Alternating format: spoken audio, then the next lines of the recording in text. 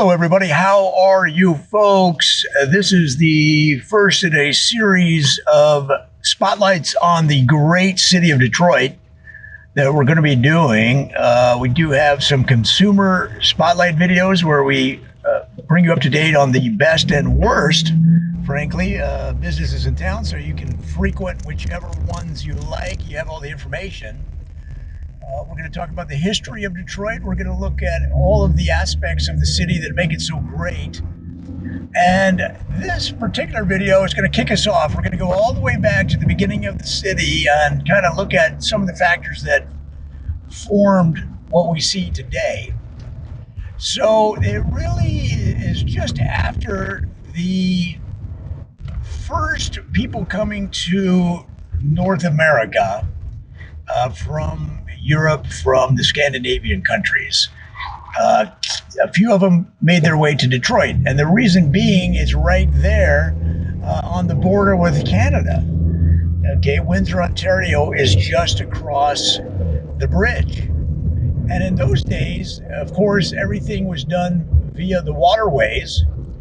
And so Detroit has always been a nexus of commerce, of flow of labor, of capital from the very beginning. Now, in those days, a lot of the a lot of the trade was in pelts, because you have Upper Michigan, of course, being a very heavily forested area, a lot of wildlife, as it was in most of the New World in general, including Ohio.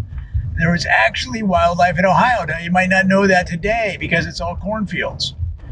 Today, the wildlife in Ohio consists of scarecrows, and then there's a few birds flying around. In the north, you have seagulls near Lake Erie, and on the south, on the Ohio River, you have various wildlife, wrens and robins, and various birds that start with an R sound.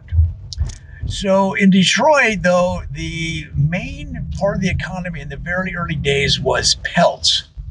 Now, the prized pelt was a beaver pelt. Now, there were beavers that actually had built a dam right from Canada all the way across. So today you see bridges covering that span. But of course, in those days, there weren't bridges, but there was that original, what the settlers, the pioneers in that area called a super dam. And these beavers were particularly big and strong to be able to build a dam of that size. And of course, they had the whole community pitching in.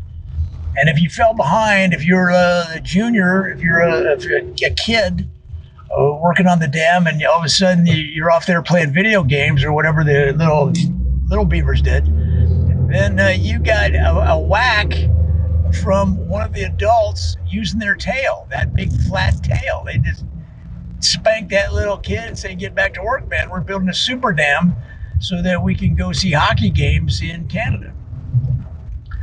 So the goal at that time really was, a lot of the conflict that came later between the people that had already lived in North America for hundreds of years and the settlers from, like I said, Europe and the Scandinavian countries. Those conflicts came later. In the early days, everybody got along because, first of all, there weren't that many settlers, and so it didn't seem like it would be a problem. And there was maybe some, drunken fist fights. So you have a little too much moonshine, and people are throwing fists around. But if you've ever seen somebody that's had a few too many moonshines try to throw a punch, that's comedy in itself. And sometimes I wonder, as I read the history books, if they did that on purpose for the entertainment value. See somebody take a big swing and then miss somebody by 2 feet, and then they swing around, torquing their body like they're trying to screw themselves into the ground. They've had so much moonshine. But for the most part, everybody got along, and so if you needed a guide, the Native American population would provide you a guide. Of course, if vice versa, if they wanted to trade, then the trading was robust and fair, and there just wasn't a lot of the shenanigans that came later. But Detroit has always had a consistency through the years of things that you see today. So, for example, if you're not familiar with it, the National Hockey League team in Detroit is called the Detroit Red Wings. Now, hockey fans, of course, knows them as one of the original six, and they've had a long, long history. Now, before you even heard of a team called the Red Wings, they had the Red Birds. And of course, before the Red Birds, you had the Blackbirds hockey team in the early days. And then in the very, very early days of Detroit, you had the Detroit Deadbirds. Now, the reason they called them that is that in those days, the way that the air was in that area, it wasn't always up to snuff. Now you say, well, that's kind of the way it is now, but it wasn't because of industrial pollution. It's because beans were a major dietary source for a lot of the pioneers. Now the Native Americans, they didn't like beans so much, baked beans. But the Boston bred pioneers, some of them that came through Boston and learned to love beans. Well, I don't know if you've ever had too many beans around the campfire, guys, but sometimes it creates a gaseous cloud above the camp, and some birds were flying into that, and they would just fall down dead. And this happened all through the winter even. So that's where they got the original name, the Detroit Deadbirds, and it kind of had a alliteration feel to it, kind of a rhythm. So it just stuck. And then, of course, as the diets improved and the birds stopped falling out of the sky from the gaseous, innards of the pioneers and some of the trappers in that area, well, then, of course, the bird population increased. So I wouldn't say that it was necessarily everybody. It's not like they didn't have any troubles in those days, right?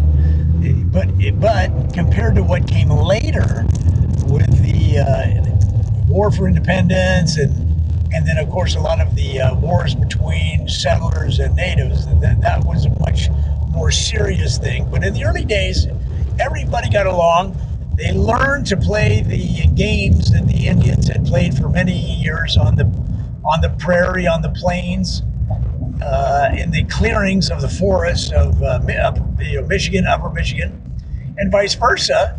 The pioneers and settlers and trappers and frontiersmen and frontierswomen taught the Native Americans some of their ways, taught them how to gamble, how to play poker, how to play blackjack. All right, how to bet your house on a horse race. They taught them how to have horse races right there in their camps and how to bet on them. They taught them how to cheat at cards without the other person knowing, and that was a big part of the way that they shared cultures, and it was very fruitful for the early Detroit area. Now, the super dam that was built allowed settlers and all the community to walk across to Canada. And that's where they picked up hockey. And that's where the original Detroit Deadbirds got the skills to skate along the ice. And of course, the river would freeze and they'd skate along the river. They'd go into skate all the way across to Cleveland. And, Cleveland at the time had a burgeoning rock and roll scene. And it's a rock and roll scene that continued on to the point where now the Rock and Roll Hall of Fame is found in Cleveland. And so Detroit, though, of course, known for many years as Detroit Rock City. And if you look at the Motown sound came out of Detroit, a lot of the early hard rock bands, some people call them heavy metal, but really it was hard rock, MC5, and so many blues-based bands, and the whole Detroit scene, that you could easily put a Rock and Roll Hall of Fame in Detroit.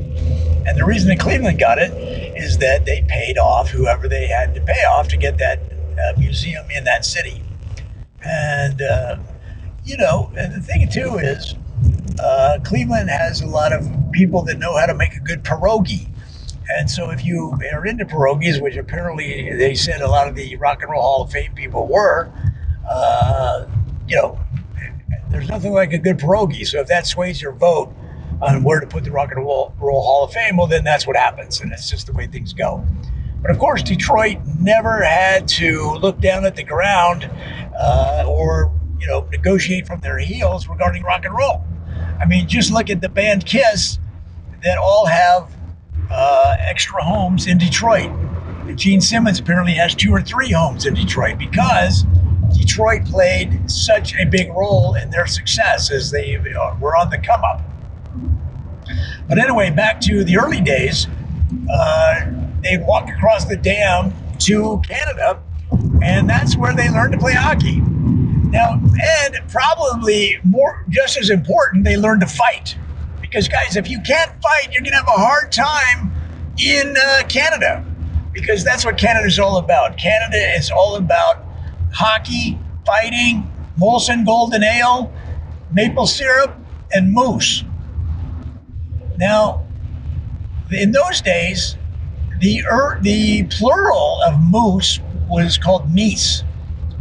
So what they would do is they would have moonshine, they'd chase it with Molson Golden Ale, and then they'd jump on a moose and they'd have moose races.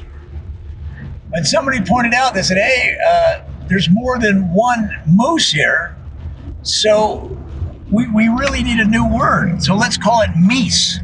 So they called it meese as a plural for moose. So they had meese races, or sometimes there was only one moose around that was ready to race. And they just called it a moose race.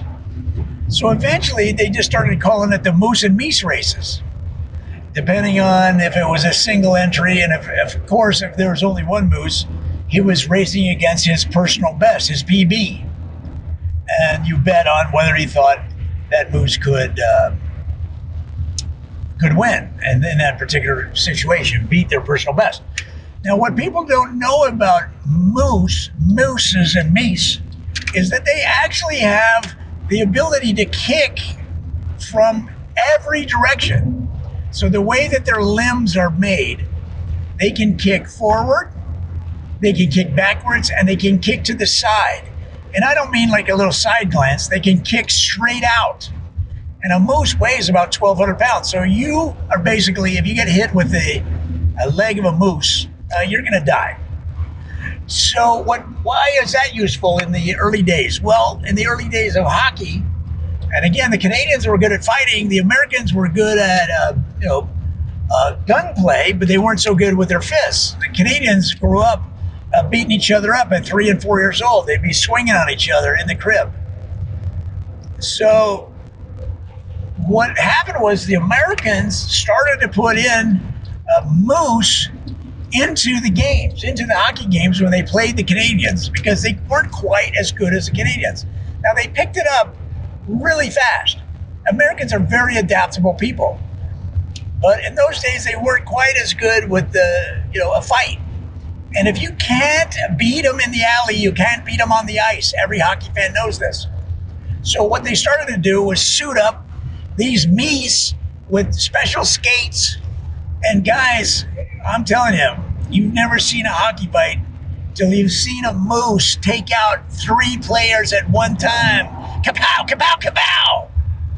And I mean, to this day, I'm still shocked from what I've seen on some of the old drawings that some of the natives are making of this. They're live action drawings. They draw it as it happened.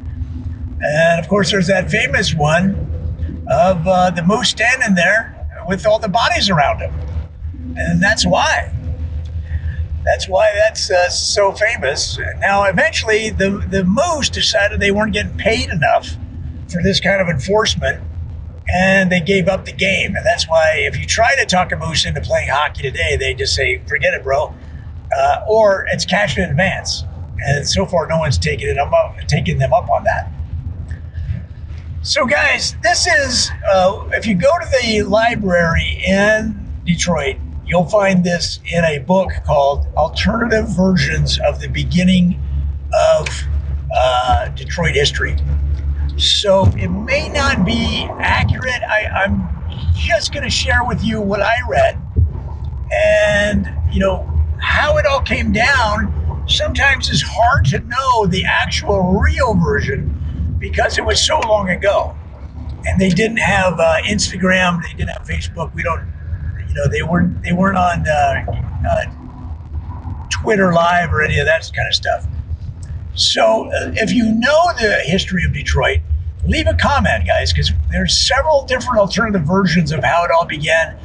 My personal feeling, being an amateur historian, is that probably there's elements of this that are true, but we don't know what those are. So take it as it is.